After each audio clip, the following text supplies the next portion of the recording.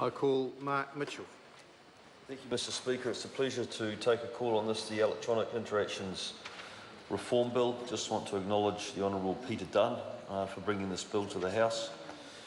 Just want to say that I found it quite interesting, the example that my colleague Paul Foster-Bell used in terms of getting himself registered through the Real Me process. Of course, his purpose was because he wants to be a marriage celebrant and be able to carry out or officiate at marriages and civil unions.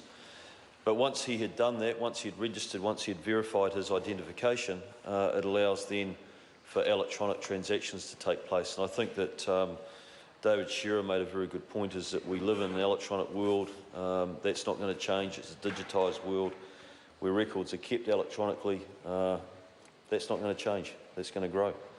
I think that one of the issues, though, that Louisa Wall just raised, which I think is a very good one, is around safeguards, is making sure that that the system protects both the individuals and actually there's sanctions available for the departments that are entrusted with this information as well. So I'll just draw the House's attention to maybe just a couple of new offences that have been created as part of the bill.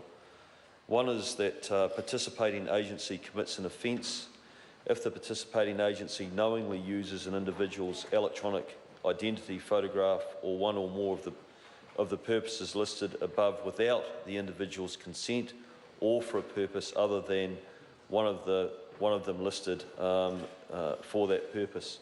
The other offence that's been created is a person other than a participating agency commits an offence if the person knowingly uses an electronic identity photograph in relation to any transaction or service and that person is not the subject of that photograph. So there are some good safeguards being built into the legislation. We look forward to receiving the legislation at the committee and being able to take it through a committee process and examine that more closely. Thank you very much, Mr Speaker.